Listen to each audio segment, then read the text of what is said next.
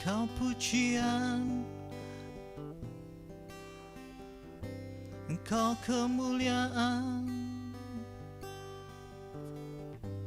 bagiku Tuhan. Ku sembah Kau saat ini. Kami datang, kami angkat suara kami di hadapan-Mu.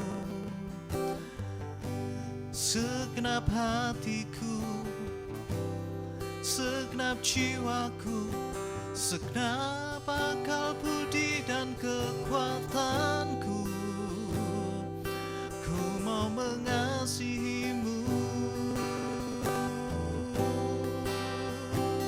Ku mau nyatakan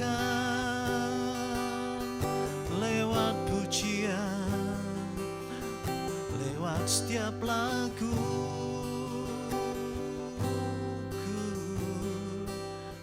ku mau bersyukur buat segala kebaikan-Mu. Ku mau menyanyikan segala perbuatan-Mu yang ajaib Tuhan. Sebab Engkau yang layak untuk menerima segala pujian. Sebab Engkau yang layak Tuhan menerima segala sembah kami.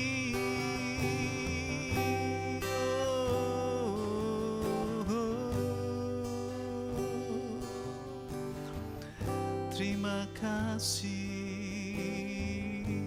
terima kasih, terima kasih. Ku bersyukur buat kasih-Mu Tuhan. Haleluya, haleluya.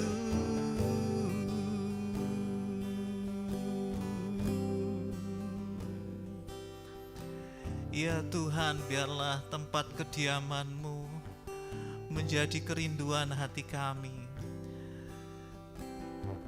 Hadirat-Mu itu Tuhan yang kami cari Tuhan.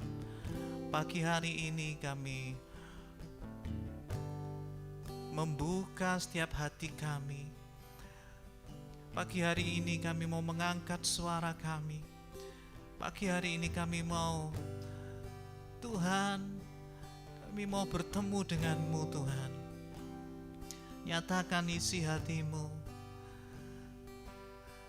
Dan kami mau menyembah-Mu lewat pujian, lewat lagu kami Tuhan. Kami mau nyatakan bahwa Engkau segalanya dalam hidup kami Tuhan. Terima kasih. Kami mengucap syukur buat pagi hari ini. Terima kasih Tuhan.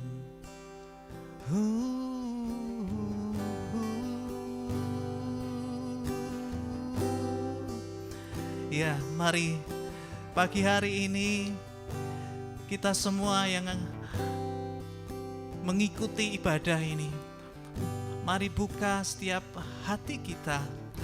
Mari buka setiap jiwa kita.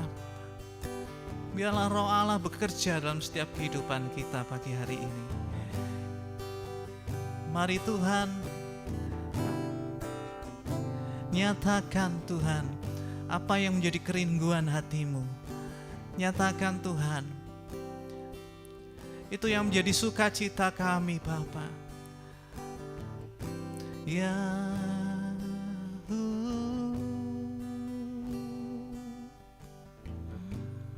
ku masuk ke hadirat-Mu di tempat kudus-Mu Tuhan. Tiada kata-kata selain puji dan sembah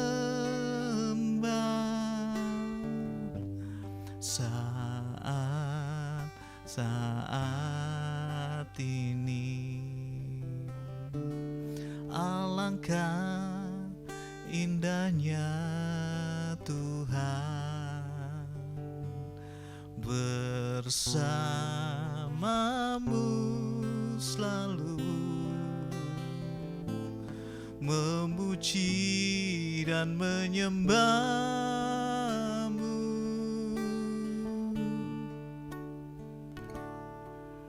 Engkau Tuhan pujianku,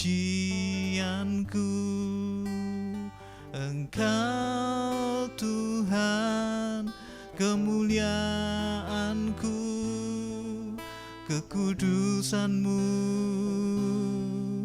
penuhi tempat ini.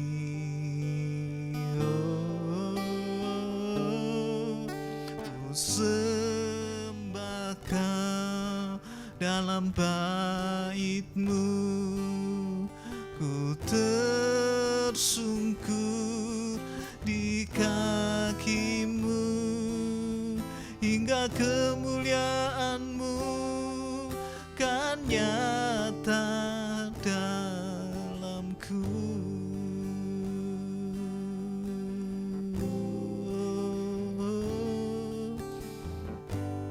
Ku masuk ke hadirat-Mu di tempat kudus-Mu Tuhan. Tiada kata-kata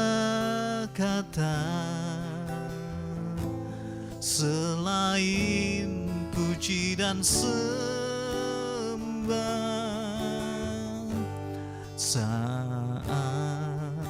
saat ini. Alangkah indahnya Tuhan bersamamu selalu, memuji dan menyembahmu. Engkau Tuhan pujianku, Engkau Tuhan kemuliaanku, kekudusan-Mu penuhi tempat ini.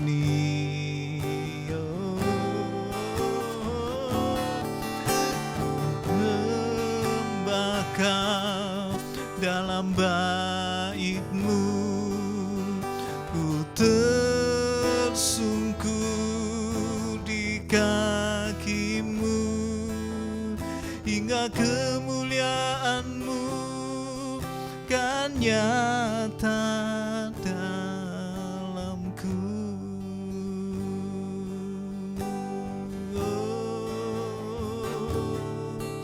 Engkau Tuhan pujianku, Engkau Tuhan kemuliaanku, kekudusan-Mu penuhi tempat ini. Oh, kami sembah Engkau, ku sembah Kau dalam bait-Mu, ku tersungkur di kaki-Mu, hingga kemuliaan-Mu kan nyata dalamku. Sekali lagi kita naikkan pujian Tuhan pujianku, Engkau Tuhan kemuliaan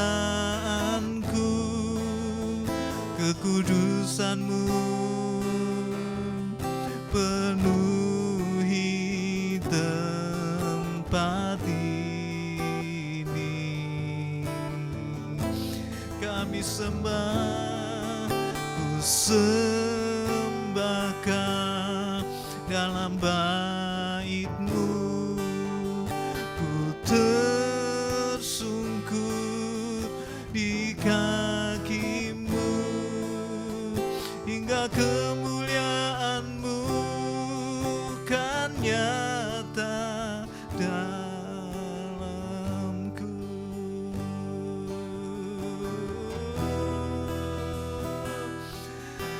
Hingga kemuliaan-Mu kan nyata, hingga kemuliaan-Mu kan nyata, hingga kemuliaan-Mu kan nyata dalamku.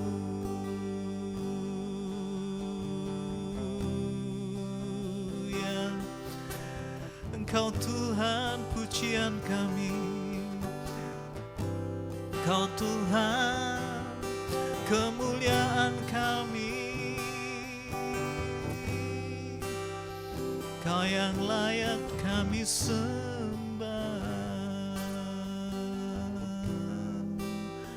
Haleluya.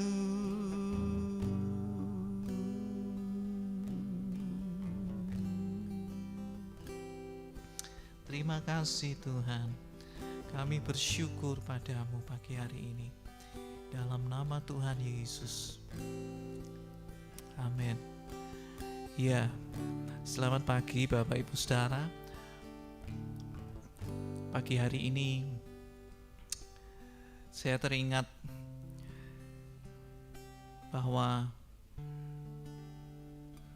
Tuhan itu bukan Tuhan yang jauh, tapi Dia yang selalu bersama dengan kita. Bahkan setiap keadaan apapun yang kita hadapi, di dalam penderitaan, ya, di dalam kesukaan kita, Dia ikut merasakan. Bahkan Dia Tuhan yang menanggung kehidupan kita juga. Suatu anugerah yang begitu luar biasa, kasih-Nya buat kita. Pagi hari ini, apapun musim di dalam hidup kita, saudara percaya bahwa ya Immanuel, Dia Allah yang beserta dengan kita semuanya. Saya percaya bahwa setiap orang yang menyadari bahwa Tuhan beserta dengan kita adalah orang-orang yang akan diberi kekuatan untuk menghadapi semua keadaan. Bahkan di saat-saat yang sulit seperti ini, Dia tetap Immanuel buat kita. Amin. Shalom, jemaat yang dikasihi Tuhan. Selamat pagi, selamat bertemu lagi dalam ibadah online kita pada minggu kedua bulan Juni tahun 2020. Sekali lagi, adalah anugerah kalau kita bisa melewati masa-masa yang seperti ini. Karena ini adalah sebuah kesempatan yang istimewa, adalah sebuah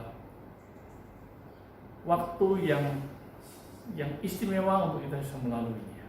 Saya percaya ini ada karena Tuhan. Hari ini saya akan sharing kepada kita semuanya tentang satu kata yang seringkali saya ucapkan berkali-kali, sampai akhirnya kata itu menjadi inspirasi untuk saya khotbahkan. Judulnya adalah dinamika hidup. Dalam Kamus Besar Bahasa Indonesia, dinamika itu hanya dipakai dalam fisika, adalah tenaga yang menggerakkan. Dalam hidup ini, maka dinamika itu ditandai dengan semangat. Secara umum, dinamika berkaitan dengan kedinamisan kita hidup, yang merujuk kepada segala sesuatu atau kondisi yang terus-menerus berubah, bergerak secara aktif, dan mengalami perkembangan berarti. Dalam kata lain, hidup seorang dikatakan dinamis apabila mengalami berbagai keadaan, pasang surut tetap semangat dan antusias. Itulah dinamis. Jadi kalau kita bicara soal dinamika, kita tidak sedang berbicara kepada soal pasang surutnya saja. Kita tidak bicara soal naik atau turun, di atas atau di bawahnya saja. Tapi entah di atas, entah di bawah, pasang maupun surut, ada sebuah kemampuan yang dari dalam, sebuah semangat yang menggerakkan hidup kita ini, sehingga kita bisa mencapai kemaksimalan hidup ini. Itu kurang lebih yang ingin saya siarkan pada pagi hari ini, pada kita semuanya, jemaat yang dikasihi Tuhan, yang setidak-tidaknya kadang kita harus bertanya, kapan ini bisa selesai? Kapan saya bisa melewati dan kembali kepada kenormalan? Oh, tak mungkin, karena sudah ada new normal, kenormalan baru yang merupakan bagian dari yang harusnya kita lakukan. Ayat yang penuh inspirasi ada dalam 1 Tawarik pasal 17 yang saya mulai dari ayat yang ke-16. Sekali lagi kita belajar dari sebuah tokoh Alkitab yang namanya Daud. 1 Tawarik 17 ayat 16 saya bacakan untuk kita semuanya. Lalu masuklah Raja Daud ke dalam. Kemudian duduklah ia di hadapan Tuhan sambil berkata, siapa aku ini ya Tuhan Allah, dan siapakah keluargaku? Ingat, yang menjadi orientasinya dia itu bukan hanya dirinya saja, tapi keluarganya. Dikatakan lebih lanjut, sehingga engkau membawa aku sampai sedemikian ini. Dan hal ini masih kurang di matamu ya Allah. Sebab itu engkau telah berfirman juga tentang keluarga hambamu ini dalam masa yang masih jauh, dan telah memperlihatkan kepadaku serentetan manusia yang akan datang, ya Tuhan Allah. Apalagi yang dapat ditambahkan Daud kepadamu dalam hal engkau memuliakan hambamu ini? Bukankah engkau yang mengenal hambamu ini? Ya Tuhan, oleh karena hambamu ini dan menurut hatimu engkau telah melakukan segala perkara yang besar ini dengan memberitahukan segala perkara yang besar itu. Ya Tuhan, tidak ada yang sama seperti engkau dan tidak ada Allah selain engkau menurut segala yang kami tangkap dengan telinga kami.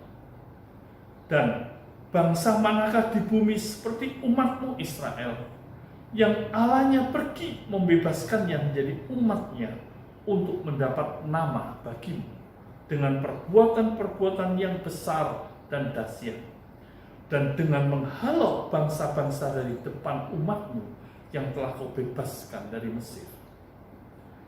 Engkau telah membuat umatmu Israel menjadi umatmu untuk selama-lamanya, dan engkau, ya Tuhan, menjadi Allah mereka.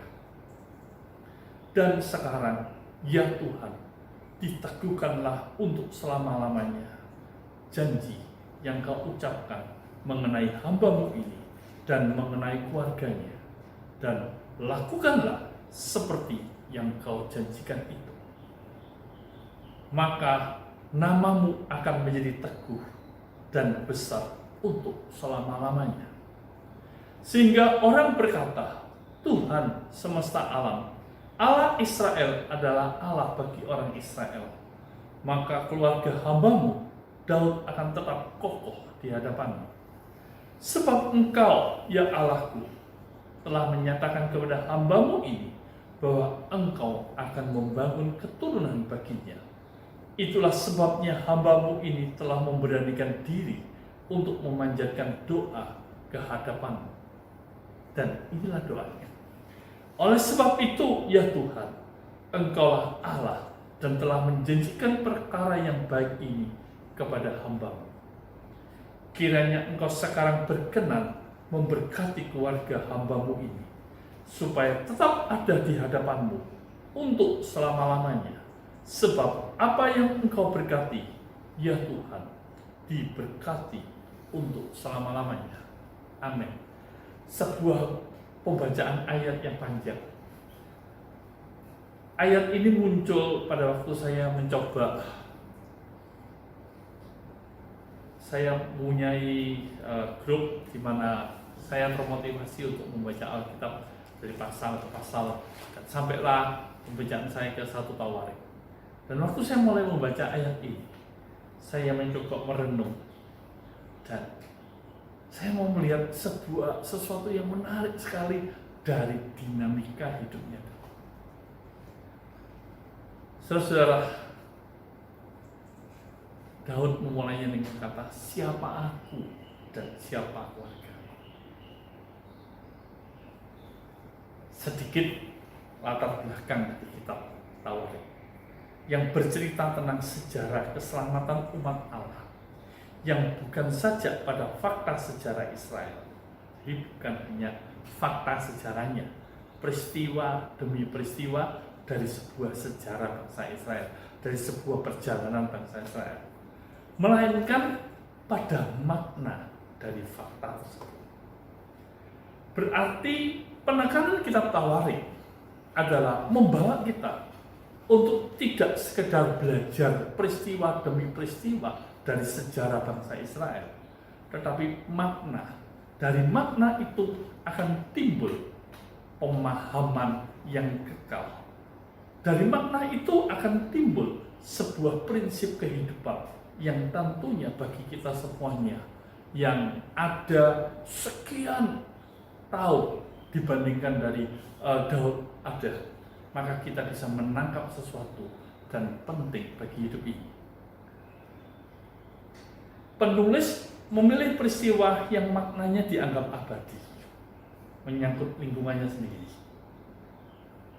Penulis pekah menjelaskan bagaimana masa lalu dapat menerangkan masa kini dan berusaha belajar bagi dirinya sendiri, serta mengajarkan kepada umat di zamannya tentang anugerah dan hukuman Allah yang dahsyat dalam sejarah Israel. Kesalahan itu bagi Allah yang adil tentunya ada risikonya. Tapi bagi orang yang mengingat janji itu dan memegang janji itu menjadi bagian dari hidupnya, maka kasih karunia itu akan menutupi kesalahan itu, dan orang akan dibawa untuk melihat bahwa janjinya akan terjadi terus. Dinamikanya Daud akan mengajarkan kepada kita pasang surut kehidupannya, membuat dia selalu berpegang kepada janjinya dan selalu memohon belas kasihan Allah, sehingga janji Allah yang besar akan tetap terjadi dalam hidupnya. Paling tidak, bukan hanya hidupnya, tapi keluarganya. Setidak-tidaknya rasa syukur ini, respon iman, syukur, dan pengagungan Raja Daud ketika mendengar firman yang disampaikan Tuhan melalui Nabi Nathan, bahwa walaupun karena kesalahan atau dosa yang dibuat olehnya, Daud tidak dapat membangun bait Allah, tapi Tuhan berkenan akan keluarga Daud. Lewat keturunannya, maka bait Tuhan akan dibangun. Daud mempercayakan diri dan keluarganya sepenuhnya kepada pribadi yang bertanggung jawab atas hidupnya. Daud tidak perlu khawatir karena Tuhan akan memenuhi apa yang telah dijanjikannya. Sebuah perenungan yang menarik dalam pasang surut kehidupannya Daud. Ada satu titik-titik di mana dia terlena dan akhirnya jatuh dalam dosa. Walaupun akhirnya dia bukan raja yang mentang-mentang berkuasa seperti pendahulunya Saul, sehingga akhirnya waktu pengurapan rajanya diambil dari Saul dan diberikan kepada Daud, Saul marah dan berusaha membunuh Daud. Tapi dengan kerendahan hati yang merupakan sebuah ciri daripada Daud, pada waktu dia tegur oleh Nabi Nathan pada waktu dia berdosa, dengan mudah, dengan kerendahan hati dia bertobat. Dan dalam titik pertobatannya itu, dia kembalikan semuanya kepada Tuhan. Dan dia tarik janji Allah bahwa janjinya itu berlaku bagi dirinya, ataupun kalau tidak dirinya yang mengalaminya, keluarganya mengalami. Dengan bahasa yang lain, jemaat yang dikasihi Tuhan, mari kita berpikir bahwa setiap peristiwa dalam hidup ini tidak berdiri sendiri. Kita ada karena ada keluarga. Kita ada karena kita punya keluarga. Apa yang kita buat bukan berdiri sendiri hanya untuk kita, tetapi ada keluarga, ada orang-orang yang di sekitar kita yang ikut merasakan. Itu bagian dari rentetan peristiwa iman dari hidup kita ini. Sehingga apa yang kita buat itu akan selalu berkaitan dengan keluarga kita. Ini yang seharusnya kita paham. Jemaat yang dikasihi Tuhan, mari kita belajar dari Daud. Siapa Daud itu? Daud adalah nenek moyang Yesus. Artinya dalam sebuah dinamika sejarah ada sebuah keputusan Allah bahwa lewat Daud Yesus akan lahir. Bukankah itu sesuatu yang luar biasa? Tapi terus jangan berpikir bahwa Daud ternyata orang yang sempurna, orang yang powerful, orang yang hebat, orang yang luar biasa. Karena kita tahu bersama Yesus disebut anak Daud. Bahkan Allah memanggil Daud sebagai orang yang berkenan di hatinya. Nah, perkataan berkenan di hatinya ini yang menjadi kembalinya dinamika hidup kita. Bahwa kita ini bisa salah, kita ini bisa terperdayai, kita ini bisa terlena. Tetapi mari kita sadar, kembalilah kepada satu titik, hati kita di hadapan Tuhan. Namun demikian, ia juga salah satu tokoh yang kontras. Di satu sisi ia berkomitmen teguh kepada Allah, tetapi di sisi lain ia juga tidak luput dari dosa. Itulah Daud. Manusiawi sekali. Daud lahir kira-kira tahun 1004 sebelum Masehi di kota Bethlehem, Yerusalem. Daud lahir pada era hampir berakhirnya masa hakim-hakim, masa yang sangat kacau dan tidak karuan dalam sejarah Israel. Ia adalah anak ke-8 sekaligus anak bungsu Isai, orang Bethlehem. Saat remaja, Daud bekerja sebagai gembala domba. Nah, ada kisah yang menarik di sini. Ketika Eliab kakaknya yang tertua mendengar, ini ada ayat yang saya ingin bacakan. Ketika Eliab kakaknya yang tertua mendengar perkataan Daud kepada orang-orang itu, bangkitlah amarah Eliab kepada Daud sambil berkata, saya menyeberang, saya melompat kepada kisah di mana Daud disuruh oleh Isai ayahnya membawa perbekalan kepada kakak-kakaknya di medan peperangan. Di sini kisah tentang Goliat. Tapi mari kita lihat apa yang dikatakan Eliab waktu Daud dengan semena-mena berkata, siapa yang berani menghina Allah? Dia tidak terima bahwa bangsanya dihina oleh Goliat. Eliab marah kepada Daud sambil berkata, mengapa engkau datang? Dan tidak siapakah? Dan pada siapakah kau tinggalkan kambing domba yang 2-3 ekor itu di padang gurun? Aku kenal sifat pemberanimu dan kejahatan hatimu. Engkau datang kemari dengan maksud melihat pertempuran. Ayat ini ada sisi di mana Eliab merasa walaupun dia tentara tapi sebetulnya dia takut kepada Goliat. Dengan seenaknya si Daud ngomong-ngomong tentang Goliat dan menantang Goliat. Tapi dari ayat ini juga kita sebenarnya tahu juga apa yang telah dikerjakan oleh Daud dalam di padang pengembalaannya. Dia tidak mengembalakan banyak domba. Dia hanya mengembalakan 2-3 ekor saja. Dan ada yang menarik lagi. Waktu Samuel datang ke rumah Isai untuk mengurapi raja atas petunjuk Tuhan, Daud sebagai anak bungsu yang tidak diperhitungkan, dalam pandangan kakaknya selalu menjadi beban, selalu menjadi bahan celaan, dibully. Tapi justru dalam kehidupan ini Daud bertumbuh menjadi orang yang bertanggung jawab pada hal yang kecil, menggembalakan kambing domba yang 2-3 ekor itu. Apa yang saya ingin ajak kita memahami dalam dinamika kehidupannya Daud? Kalau Tuhan berkenan kepada Daud, sampai akhirnya Yesus lahir sebagai keturunan Daud. Karena yang menjadi orientasi, yang menjadi fokus Tuhan adalah hati. Daud bukan lahir dari keluarga yang mencukupi dirinya dengan semua keberadaan yang baik. Daud lahir sebagai anak yang disingkirkan oleh keluarganya. Waktu Nabi Samuel datang, Isai tidak merasa ada anak yang masih belum datang. Baru setelah Samuel bertanya, Isai menjelaskan masih ada satu lagi, tapi dia masih kecil, dia di padang pembalaan dan sebagainya dan sebagainya. Tapi disinilah sebuah dinamika hidup itu mengalir sedemikian rupa.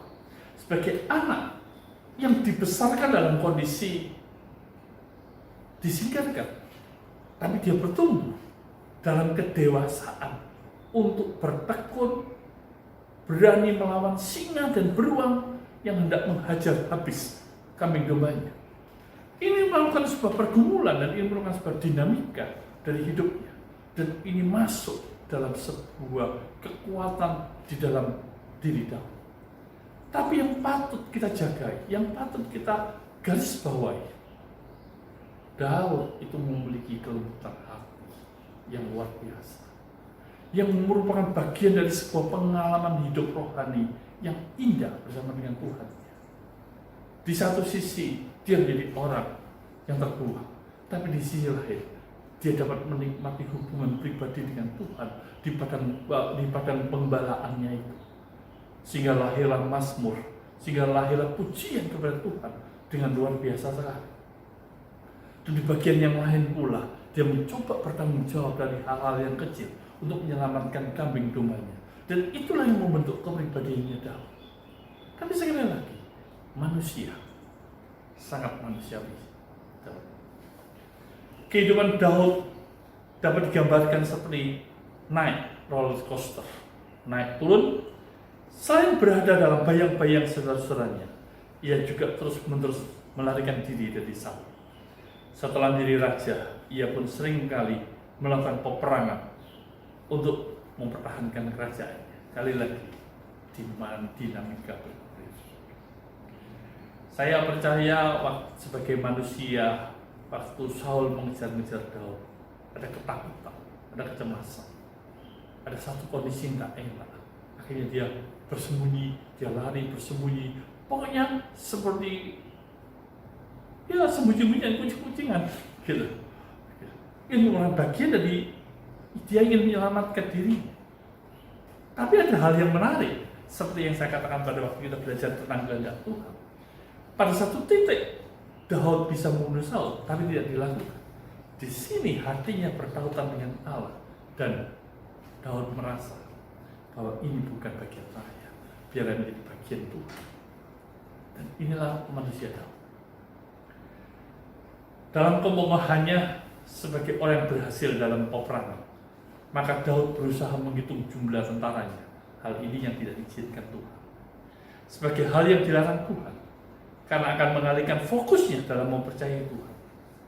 Daud dikenal sebagai penumpah darah, bertindak kejam, ketidakpedulian terhadap penumpahan darah akhirnya berkembang menjadi kesenangan.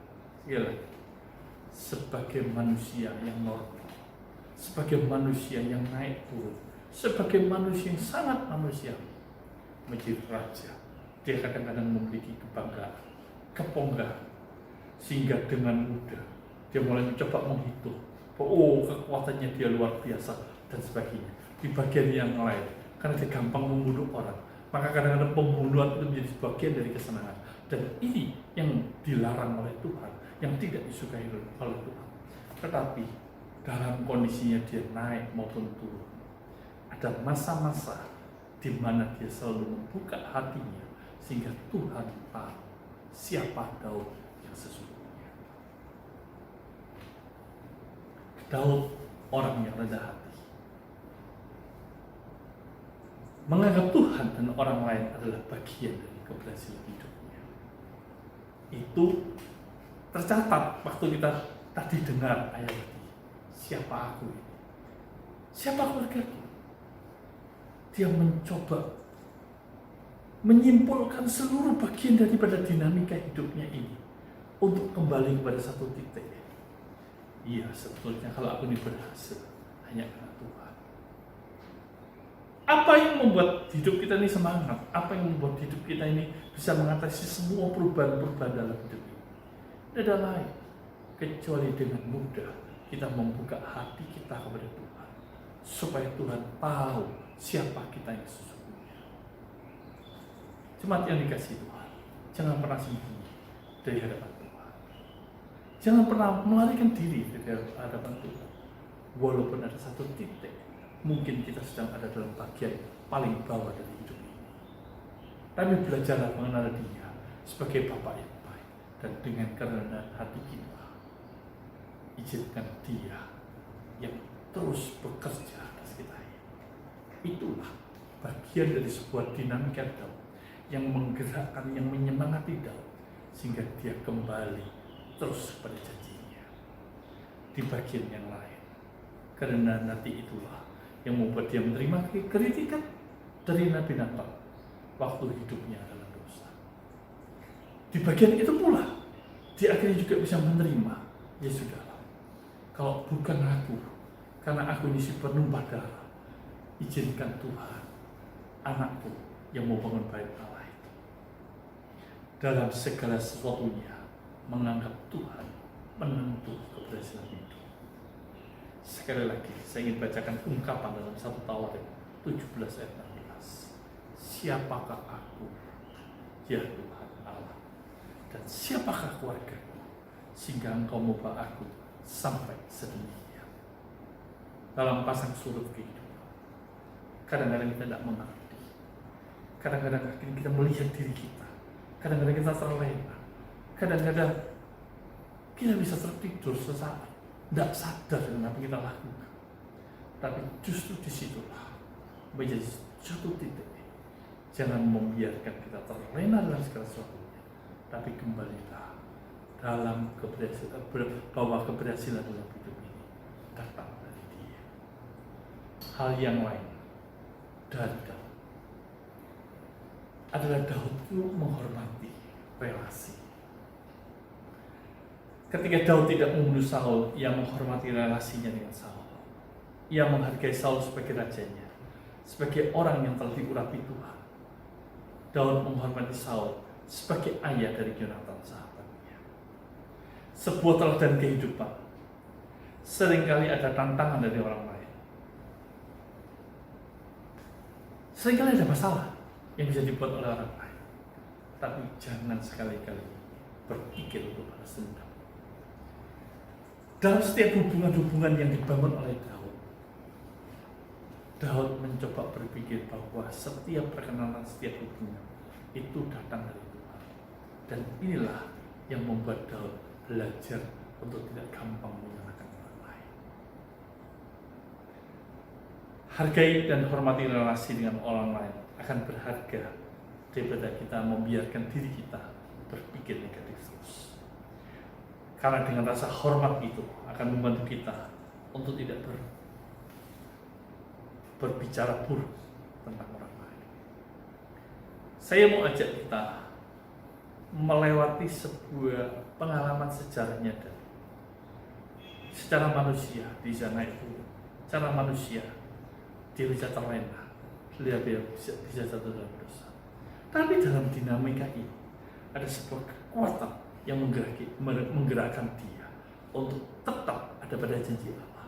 Dan itu datang karena keputusan dalam dirinya bahwa dia menjadi orang yang benar, menghargai Tuhan,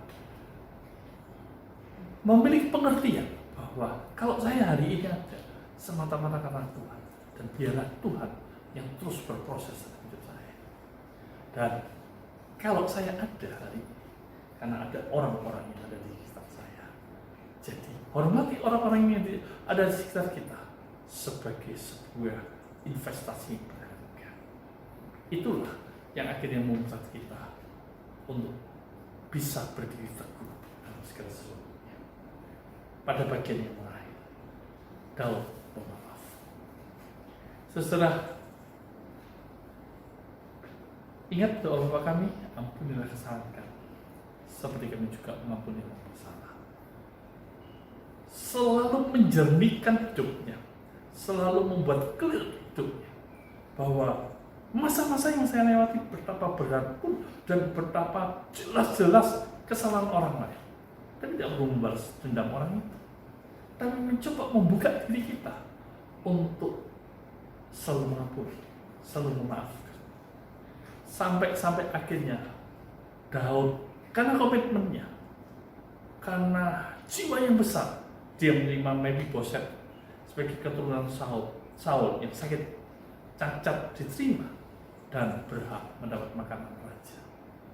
Ada sebuah perlakuan yang sangat luar biasa, tanpa memperdulikan apa yang dibuat oleh Saul. Janjinya kepada Yonatan ditepati. Dia mungkin dikejar-kejar Saul dan mungkin tidak enak dengan Saul. Tapi keturunannya Saul, anaknya Yonatan, telah terikat janji persahabatan yang luar biasa. Dan inilah yang akhirnya merelakan dia untuk menerima segala sesuatunya dengan apa adanya. Seperti yang saya katakan tadi, bagaimana kita bisa melewati dinamika itu dalam masa-masa sulit sekali. Kembalilah kepada sebuah kesadaran. Saya berhasil karena Tuhan. Apapun yang kita lewati, itu karena Tuhan yang menyertai. Dan keberadaan saya ditentukan oleh orang-orang yang ada di sekitar saya. Dan dalam segala sesuatu, tidak ada yang salah, kecuali ini kesempatan untuk membuktikan bahwa pengampunannya itu menjadi pengampunan kita, dan akhirnya membuat kita bisa keluar dari dosa. Mari kita menjadi seperti itu, belajar dari apa yang ada.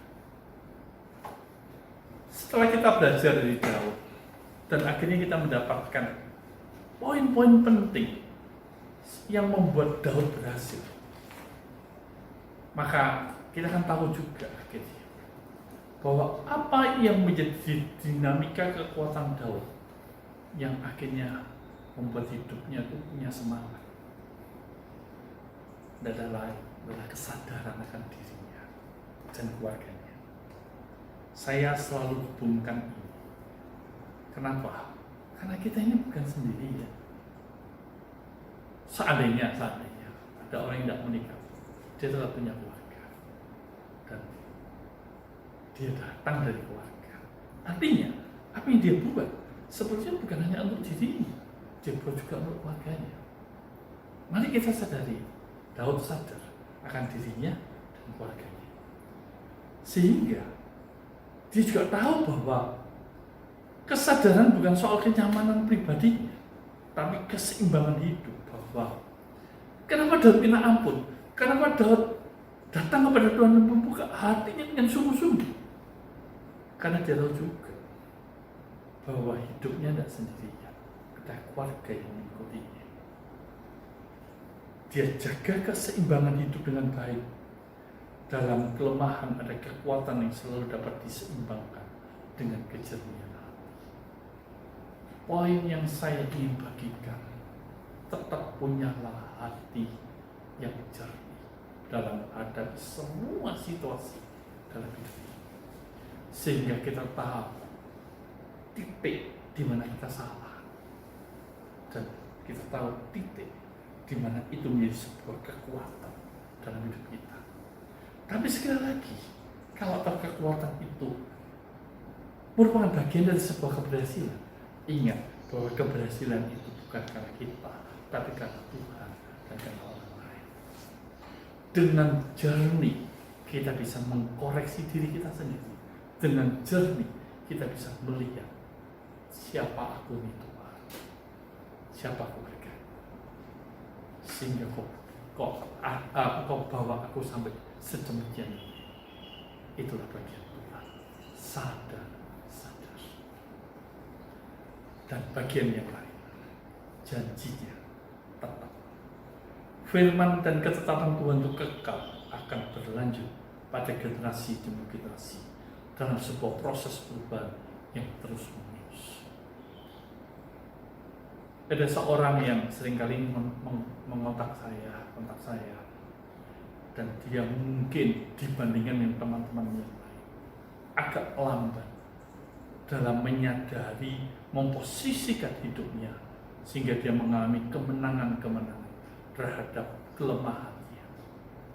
Saya selalu berkata kepada dia, kalau itu menjadi bagian dari hidup, teruslah berusaha sadar, teruslah berusaha untuk menarik janjinya, untuk tetap berpegang pada janjinya, dan bukalah dirimu. Jangan salahkan dirimu, jangan salahkan orang lain, tapi terus perjuangkan. Tuhan, Engkau janji memberi kekuatan. Tuhan, Engkau janji memberi perlindungan. Tuhan, Engkau janji Engkau lah kekuatan dalam hidupku. Dan itu menjadi titik yang membuat dia tetap menjadi orang yang berkenan di dalam hidup. Dan sadarilah, sebuah dinamika hidup, semakin kita mudah bergaul, semakin kita mudah punya hubungan baik dengan firman-Nya, dengan Tuhan, itu yang akan membuat kekuatan-kekuatan yang besar. Dan di situ juga kita akan melihat kekuatan-kekuatan yang kuat dari Tuhan itu melimpah dalam hidup kita sesuai dengan kekuatan yang melimpah dalam hidup kita. Artinya gini, kalau kita membiasakan diri menjadi orang yang tidak murni, yang kadang-kadang kita tutupi hati kita tidak menjadi orang yang clear, tidak menjadi orang yang jernih, tanpa kita sadari kita memberikan beban dalam hidup kita ini, sehingga waktu kita menghadapi sebuah persoalan, maka kita akan mengalami persoalan yang double, dan di situ kelemahan yang sudah ada menjadi sebuah kelemahan yang akhirnya menimpa diri kita. Tapi kalau kita sadar kita punya kelemahan, dan kita coba bawa kelemahan itu dengan jernih kepada Tuhan, kita terus mengizinkan Tuhan dengan kekuatan yang melimpah atas hidup kita, tanpa kita sadari sebetulnya kita sedang mengurangi kelemahan kita dan membawa kelemahan itu kepada Tuhan untuk Tuhan bekerja atas hidup kita. Tanpa kita sadari, kita tahu kekuatan ini akan menjadi kekuatan kita, dan itulah yang akan menguatkan kita. Daud sadar sebagai manusia dia bisa lemah, dia bisa terlena. Akhirnya ada masa-masa tidak ada cara lain, dia kembali kepada Tuhan. Engkau Tuhan yang bisa, janjimu tetap. Menerima semua perlakuan-perlakuan Tuhan, menerima semua bagian-bagian yang Tuhan ingin berikan dalam dirinya, baik karena kesalahannya maupun karena kebaikannya, dan mengizinkan Tuhan terus berkarya. Dinamika hidup ini ditandai adanya faktor-faktor yang menguatkan kita terus untuk tetap ada dalam channelnya Tuhan, untuk tetap ada dalam gelombangnya Tuhan, sehingga akhirnya kita menikmati berkatnya Tuhan. Kalau saya bicara soal dinamika, saya tidak bicara soal pasang surut saja. Saya tidak bicara soal timbul tenggelamnya. Saya tidak bicara soal di atas dan di bawahnya seseorang. Tapi saya berbicara, entah kita di atas atau kita di bawah, entah pasang surut, entah kita sedang dalam masalah apapun juga, sudah kita punya kesadaran Tuhan yang bisa. Dan dengan jernih kita datang. Kalau belum mengaku dosa, mengaku dosa. Tetap berpegang kepada janjinya. Dan akhirnya kita tahu hidup ini kita jalani karena kekuatannya. Mari kita berdoa. Tuhan Yesus, hamba-Mu berdoa. Izinkan dalam setiap masa-masa dari kehidupan ini, kami selalu ditarik ada dalam pihak. Firman-Mu menerangi hati kami. Firman-Mu bekerja dalam hati kami. Firman-Mu lah yang membuat kami dengan jernih melihat segala sesuatunya dan berani mempertanggungjawabkan diri di hadapan Tuhan. Izinkan kami terus ada dalam janji, berpegang pada janji, sehingga kami tidak terlena, akhirnya membuat kami lemah dan akhirnya menghancurkan segala sesuatunya. Tapi justru dalam kelemahan kami disadarkan dengan kekuatan Tuhan, dan kekuatan ini yang akan menambah kekuatan dalam hidup kami, sehingga kelemahan dapat kami jalani dengan kekuatan Tuhan, dan akhirnya menguatkan kami untuk tetap berdiri di depan. Ajari kami untuk hidup dalam masa-masa seperti ini seperti Daud yang rendah hati, yang bisa membangun relasi, yang bisa punya komitmen terhadap relasi, dan seorang yang bisa memaafkan, mengampuni semua hal yang jelek dalam hidupnya. Dan inilah yang membuat Daud berkata, siapakah aku ini Tuhan? Siapakah keluargaku? Sehingga Tuhanlah yang membawa aku sampai hari ini. Mari kita cek hati kita. Kalau kita ada di sini, kalau kita ada sampai hari ini, bukankah itu semata-mata karena pertolongan Tuhan, karena kekuatan Tuhan? Berarti dalam kelemahanmu yang paling mendasar, sandarkan dirimu pada kekuatan Tuhan. Bangkitlah dan tetap jalani hidup ini bersama dengan Dia. Tuhan, kami menyerahkan jemaat dalam problema mereka, dalam persoalan mereka, dan bawa mereka untuk selalu menikmati kekuatan Tuhan dalam hidup sehari-hari mereka. Di dalam nama Tuhan Yesus.